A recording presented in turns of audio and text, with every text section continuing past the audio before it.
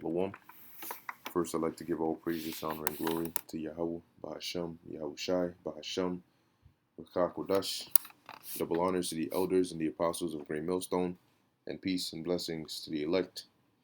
All right, yeah, pretty much. I was looking through a few of these articles here, as we see these prophecies coming to pass, okay, and we see that these devils are taking that step, okay, making their move.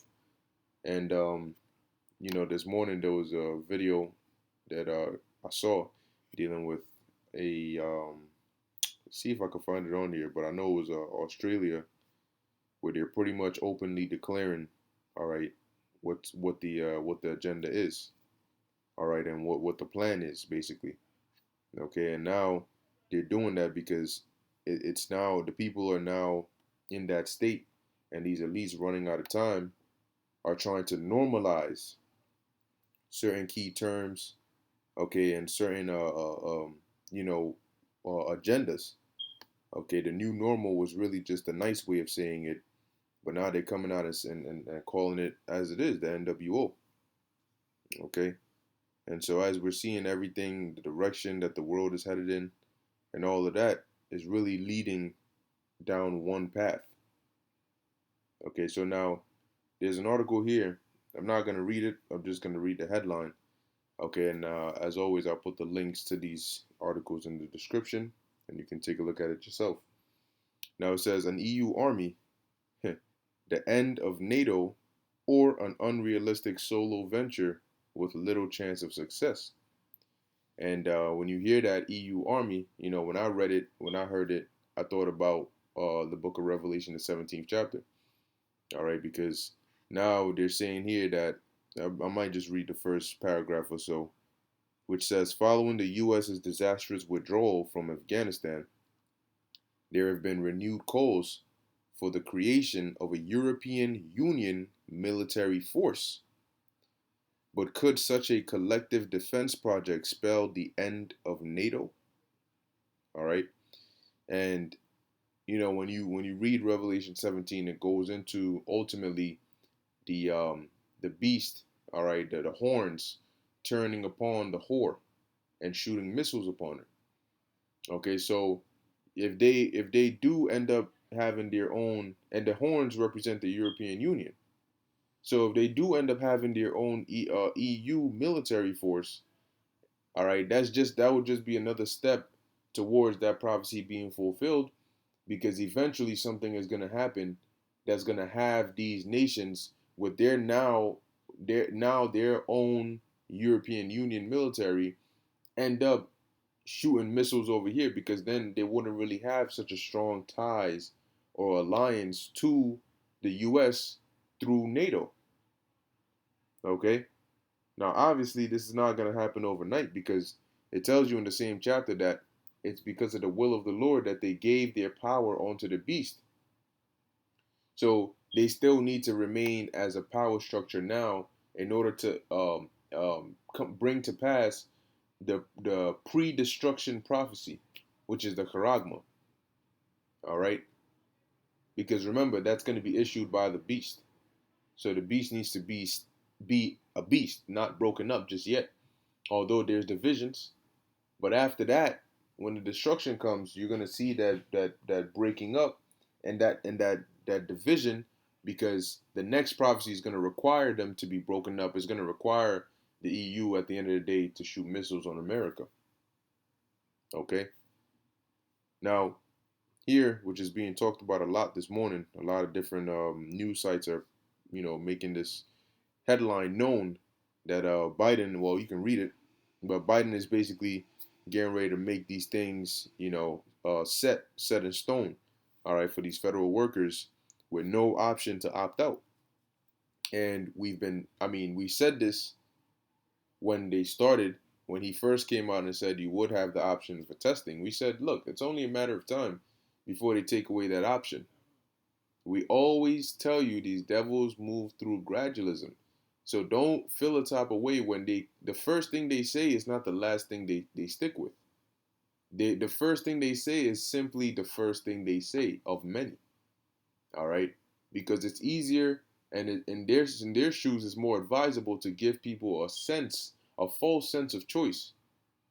All right, make them think that they have an option, and then gradually act as though because of non-compliance you're now forced to bring this new option into place. All right, because if you just straight up bring this new option into place, it's like, oh, you didn't even give us a chance. But when you say, oh, I'll give you the option to do this, but then you're still not doing what you got to do, now I have no option but to make it this way now because people are dying, blase, blase, blah. Gradualism. All right. You don't start with the end goal. You start with a position that'll lead you to the end goal, and then you progressively make your way there. But slow enough to where they don't pick up on it, but fast enough to where you still meet your deadline. Anyway, they're saying here that he signed an executive order, that's gonna require these federal workers and contractors, to have the Vanessa, but also he's gonna be given a speech, I believe, later today. It says here, laying out a six-pronged strategy. Isn't that interesting? You're seeing the number six, and you wonder why the scriptures say it is a number of a man. Okay, because that's every it's like 6 feet apart. 6 months in between. Boosters. Everything is just throwing that six out there. Okay, so these devils know exactly what they're doing. All right, now, um, as we've been telling you, these things are going to happen according to the scriptures. You're seeing that all these articles that keep coming out are just more and more bad news. Well, to people that are without the know, that are not in the know, it's more and more bad news that gets worse every day. It's every day you wake up, every couple of hours in the day, there's something more that you're hearing. If it's not from America or the UK or Italy or France or anywhere, you're hearing news, and it's all like the Lord prophesied, the beginning of sorrows. But this is all orchestrated, as we keep trying to tell people. And now they're using terms that we were labeled, theorists, the sea theorists, for using, but now they're coming out and saying it. You know, and yet you still have people that are still done. They're still blinded, and it has to be a spiritual thing, because how can you still remain asleep while all these things are happening when everything we told you would happen is happening? This is the book of Psalms, chapter 83, verse 1. It says, keep not thou silence, O Lord, O power. Hold not thy peace, and be not still, O power. For lo, thine enemies make a tumult, and they that hate thee have lifted up the head. Okay, now let's look up this word tumult. It says, Hama. All right, and it says here, to growl, to roar, to be boisterous, to be in a stir, to murmur, to cry aloud, to disquiet, to make noise, to rage. And there's a scripture that says, why do the heathen rage and the people imagine a vain thing? Because they think that their collaboration with each other is actually going to help them accomplish their goal. But they don't understand that the thought the very thought that's in their mind to want a goal like this is only there to fulfill prophecy. All right. Verse 3, they have taken crafty counsel against thy people. And who are the Lord's people? The children of Israel. All right. Which are us today. Predominantly, you so-called Negroes, Latinos, and Native Americans. And now they're saying it more and more blatantly. It seems everything that comes out, the targets are, they say blacks, Hispanics, and Native Americans. They are taking crafty counsel against us. It says, and consulted against thy hidden ones. Why are we called hidden ones is because people know blacks, Latinos, and Native Americans, but they don't know that a lot of people don't really know that these are the people of the Bible, that these are the children of Israel. All right. So our nationality is hidden, though we are the true people of the book. Verse 4, they have said, come and let us cut them off from being a nation. All right. So what are some examples of cutting them off from being a nation? Well, first off, tell them they're black. All right. Push black culture. Push rap, push gangster music. Push all these things that will destroy them and keep them separated from their heritage. Right? Ridicule and label any prophets or any men trying to teach them the truth as extremists and black supremacists, and try to make these people stay away from that book. All right, and ultimately to destroy those of us that know we're Israelites. Okay, it says that the name of Israel may be no more in remembrance. But the thing is, the name they call themselves Israelis, but what they mean by that is really that the presence of the true Israelites may be no more in remembrance. Okay, that it becomes a thing of old, it becomes archaic to the point where when you hear of the children of Israel, you just think of the Bible. But in terms of practically and realistically, as in them being here today, that's far fetched. For they have consulted together with one consent, they are confederate against thee. And then it goes on and lists these nations that are in this confederacy. And it starts with what? The tabernacles of Edom. Because right now they're the ones ruling this world. Okay, and a part of their rule is to bring down and come down with great wrath. They are that dragon. All right, and that's why now what they're doing is they're starting to implement these measures that they have prescribed. All right, this is Isaiah 10:1. Woe to them that decree unrighteous decrees, and a lot of these decrees are unrighteous. All right, a lot of these mandates are unrighteous, especially the ones that are to come. Ultimately, leading up to uh, um, uh, telling people to take that charagma. It says, and that right grievousness which they have prescribed. So these executive orders, these mandates, they have prescribed these things. They have planned these things out. And they're just giving the go ahead, telling them, look, bring this to come to pass. But of course, put it like this. When you had Jacob and Esau, it was already decided from the beginning that Jacob was going to get the blessing. However, the way the Lord had it come to pass was it manifested in the form of Jacob having to supplant Esau and go through all of that and put the goat hair on his body and deceive Isaac. That's how the Lord made it manifest. But their plan from the jump was that Jacob was going to get it. So in this sense, the plan from the jump was to take this control, to set up these mandates to bring the charagma. But how it manifests, how they get to that end goal, is what we're seeing now with the whole pandemic and shutting things down, locking things down, and all these different things.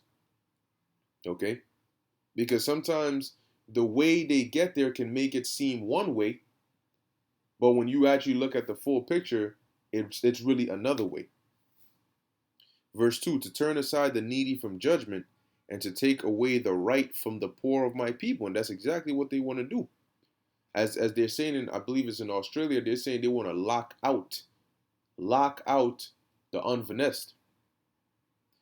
It says that widows may be their prey and that they may rob the fatherless. Verse 3, and what will ye do in the day of visitation and in the desolation which shall come from far? To whom will ye flee for help? And where will ye leave your glory? Because you can be in control of these mandates, you can be in control of these policies, but when things start getting out of hand, all right, and the true darkness comes out, the terrors and the plagues that the Lord is going to send upon this place pursuant to 2nd Esdras, the 15th chapter, then what? Where are you going to go then? You're not going to be in control of that. What are you going to do then? All right. Because these devils, man, what the world is about to get ready to see is why they're called the devil, why they're called Satan. Because they're going to show their true colors, man. They are called the son of perdition for a reason. Psalms 10:2, the wicked in his pride doth persecute the poor, and we are the poor. Let them be taken in the devices that they have imagined, and that's what's going to happen. All right? They're going to fall into their own trap. Their plans are not gonna they're not gonna be fulfilled. They're gonna get very close, and that's why it's gonna hurt even more, because right when you're about to complete, and dig into your new world order, boom, it's all gonna collapse. Verse 3, for the wicked boasteth in his heart's desire, and blesseth the covetous, whom the Lord abhorreth. The wicked, through the pride of his countenance, will not seek after the Most High. The Most High is not in all his thoughts. Yeah, you know who's in his thoughts? Satan. But they don't realize that Satan works for the Most High anyway. All right, these devils are being deceived. That's why it tells you in the book of Job that the deceived and the deceiver are his. The deceiver is Satan, and the deceived are these devils. But it's all the will of the Lord anyway. And you're going to understand why he's called the Most High, and why even the angels tremble in his presence. You're going to understand that. Verse 5, his ways are always grievous. Thy judgments are far above, are far, Slack. Thy judgments are far above out of his sight. As for all his enemies, he puffeth at them. And that's that pride. Okay, that's that pride that they have. They think, like it says, they sit in the seat of God, saying that they are God. So they don't regard the Most High, but they will very soon. See, when the shackles get slapped onto those wrists and those ankles, and you see how fast. That's why the Lord said he beheld Satan falling as lightning. When you see how fast these devils fall, they're gonna realize real soon how stupid they were. That the pride of their hearts, meaning the pride of their minds, have truly deceived them. All right. Verse 6, he has said in his heart, meaning in his mind, I shall not be moved, for I shall never be in adversity. They don't think they're ever going to go down. Pursuant to Psalms 49 and 11, their inward thought is that their houses shall continue forever. All right. And their dwelling places onto, pretty much onto eternity, roughly paraphrasing. But you've been deceived. Verse 7, his mouth is full of cursing and deceit and fraud. Under his tongue is mischief and vanity. So if you know this about the devil, why would you listen to what he has to say, number one? And number two, why would you tell others to listen to what he has to say? If his mouth is full of cursing and deceit and fraud, that means that if he's telling you something, he's deceiving you. And under his tongue is mischief and vanity. He's deceiving you because he has a mischievous plan that he wants to fulfill on your ass. And yet you have people that decide, you know what? We're still going to listen to him anyway. We're going to disobey the Lord, and we're going to listen to him. Whether he gave us, treats, or we're just ignorant of the fact, we're going to do it. And you know what's going to happen to you? The Most High is going to destroy you. All right? The Lord is going to put you to death. That's what's going to happen to you. And it's going to be in a very painful, agonizing way where you learn your lesson. But even after that, it's still not enough. All right. But we're gonna keep our eyes out to see what this guy says in his in his speech that he's supposed to give, and see where we're going from here. All right. These dates are coming up, and so we're gonna watch and see how the Lord sets it up, how things go these coming months. All right, into the year 2022. So with that, I hope you were edified. In closing, I want to give all praises, honor, and glory to Yahweh, Bahasham, Yahweh Shai, Bahasham, Ruchak, Wadash. Until next time, Shalom.